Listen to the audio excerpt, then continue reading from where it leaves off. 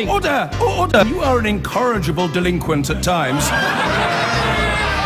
Behave yourself, man!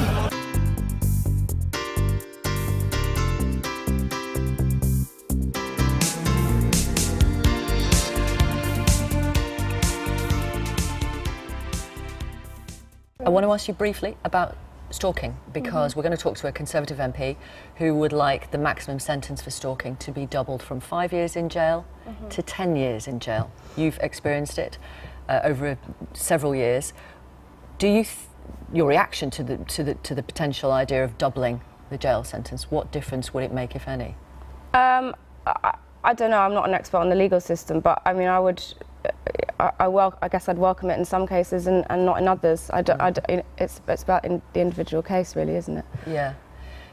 From your own experience, do you think that would have any deterrent on somebody who was stalking someone else? Well, all I can go by is my own experience. I mean, my stalker suffers with mental illness, so I don't think that would have been a deterrent. I think that policing is really the issue rather than sentencing, to be honest. Yes. Meaning you felt let down. I mean, you talked about that publicly at the time, and actually when we reflected that story, we had a lot of women getting in touch with similar kind of experiences. I think that there are a lot more preventative measures that can be taken. I think our prisons are overstretched, so to me, I would rather see that there's more actions taken at the point of it being reported, rather than, yeah. Okay, thank you. Thank you very much for coming on the programme. Thank you, Josie. Thanks for your time. OK, so let's talk more now about that call then for the maximum sentence for anyone caught stalking to be doubled from 5 to 10 years. We can speak now to Alex Chalk, who is the Conservative MP who's lobbying Parliament to increase the sentences, and also Shingi Shaniwa, who is the lead singer from the Noisettes, who's speaking for the first time about your own experience of being stalked. Thank you for doing that. Hello. You're welcome. Good morning. Good morning, and good morning to you, Mr. Chalk, as well. You have been and are still being stalked by a former partner. Can you tell our audience a little bit of what you have been experiencing? Well, I mean, it's the only way I can sort of describe stalking is it's an obsessive sort of fixation and just a very, very sort of terrorizing desire to sort of control and manipulate someone's life and sort of build a wall around them.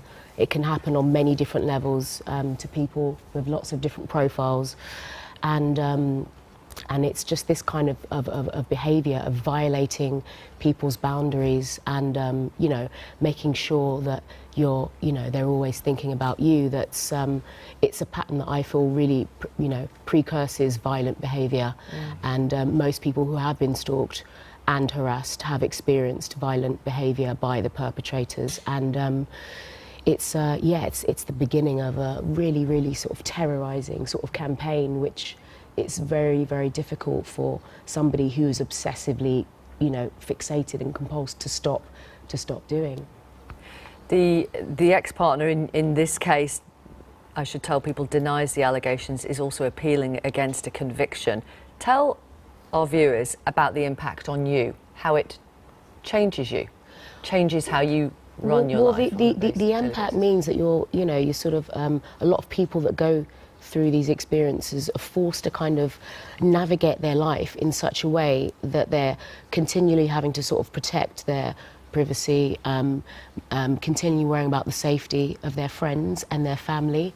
I mean, my creativity and my, positivity hasn't been compromised, but professionally, it literally sort of halts everything that you do, because you don't want to mix being part of, such a sort of negative process with the positive things that are going on in your life and your work and your job. And most people know me as a positive, voice bringing joy and sharing that message. So for me to sort of be able to come here and let people know that I think that, things can be put in place and things really need to be tightened, because stalkers steal lives. It's literally like murder in slow motion. They get off it. It's a sinister kind of personal terrorism that should not be tolerated, and where, as not just the victims, but also the, advocacy services like Paladin and Alex, everything that we're sort of lobbying for is hopefully sending the message out there that that kind of behaviour,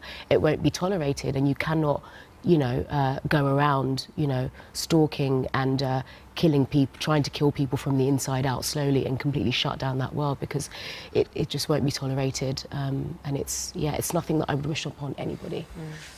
Alex Chalk, tell us why you are thinking that it would be a deterrent to double the sentence, the maximum sentence for stalking and harassment, from 5 years to 10. Well, first of all, that was incredibly powerful, and it is not unusual. I have a constituent, a GP in my constituency, who was terrorised over the course of 7 years. And the reason why I'm taking this up is because when the judge had to deal with her stalker for the second offence, the judge said, I don't have the powers I need to protect the victim. Because think about 5 years. If you plead guilty at the first opportunity, because you only serve half, that means it's a maximum of spending 18 to 20 months. This person had destroyed someone's life for 7 years, they developed PTSD, had to give up being a GP, etc. And if you put it into the kind of, compare it with other offences, burglary, another violating offence, use the word violating, that's a maximum of 14 years. And yet 5 years for stalking, it just doesn't bear any comparison. Street robbery is maximum life imprisonment. And I'm not suggesting that all offences need to be given a huge sentence, but where it is a repeat offence, where someone is actually having, been robbed of their life, of their, of their independence, the judge has got to have powers to be able to protect the victim, and they don't have them at the moment. In that case, what was the sentence passed down by the judge? Well, the judge gave the maximum. 5 years. But he said, look, if I could give more, I would. And the problem is you see so many women, and it's usually women, but not exclusively. Yeah. And the only time that they're able to grow again as people, to live their lives, to build their relationships, to get their careers back on track, is whilst that person is in custody. And they look at the clock of when that person is getting closer and closer to release date, and you see their tension rising. Now, we know people have to get released at some point, of course they do, and we want to see them rehabilitated and reformed. But equally, we've got to put victims first to ensure that they are properly protected. At the moment, government's done great stuff by making stalking an offence. It wasn't until 2012. Yes, I've reported on it, the campaign to make it a specific offence over the years. And that was a really important step, but the fact is the sentencing still treats it as a minor offence. It's not. It's a serious offence, and that needs to be reflected in the maximum. Do you think if it was doubled to 10, it would actually deter some people who perpetrate stalking?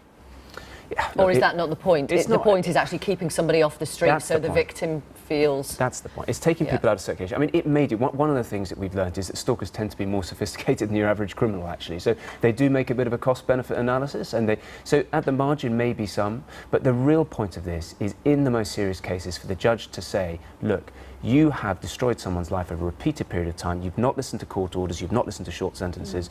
You're going to hear the clang of the prison gate, and you're going to be out of circulation for a while. And it's only then that we do justice to the victims. And it's also that stalkers tend to have this obsessive, repetitive, offending profile about themselves, and it's just only a matter of time before they choose, and sort of size out their next victim. I mean. The perpetrator involved in my case used to brag about having ruined other people's lives before, and that's when I just saw complete warning signs. He would sort of go around bragging, that it was, he was sort of above the law, and it was really exciting to just damage people and to try and play this psychological game that doesn't just affect them but extends, to their families. It extends to dozens of the people around them. So really, you're not just attempting to destroy and assault one person, but there's a ricochet effect that it has. So you're actually, even like you said, the doctor in question had post-traumatic stress syndrome and things like depression. That is an illness that you're inflicting on somebody else by, thinking that you are. Did you fear for your life? I think what you do is there's a survival instinct that just kicks in when you. I definitely felt a lot better once I'd come into contact with Paladin and seen some of the incredible stories. I mean, so many of these cases have resulted in fatalities and of grievous bodily harm situations. There are other things that spiral off that stalkers will often do, which is hacking, which is fraud, stealing money, all of the things that I've had experienced as well. And it's kind of like,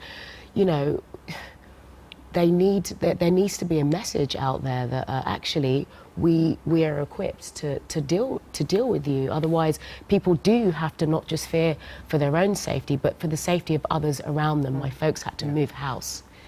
And just very briefly, I mean, for the doctor in my case, this stalker turned up at a birthday party that her daughter was at, sent a package saying that she knew where the kids, where they lived and where the kids lived, and a message straight after he came out of prison simply saying, "Guess who's back?" I mean, it's unbelievably menacing, it's invasive, it's violating, and the point you make was absolutely the right one, is it can be the gateway to very serious violence. If you look at the Metropolitan Police statistics about domestic violence, the proportion that have been preceded by an episode of stalking is eye-watering. It's close to 40%. So it's all about protection, this, and at the moment the law could go further. Okay, thank you very much. Thank you for coming on the programme. Thanks for talking about it as well. Really You're welcome. appreciate I would like to add as well if that there's also a petition to create a register for stalkers, and harassers, people that have been convicted.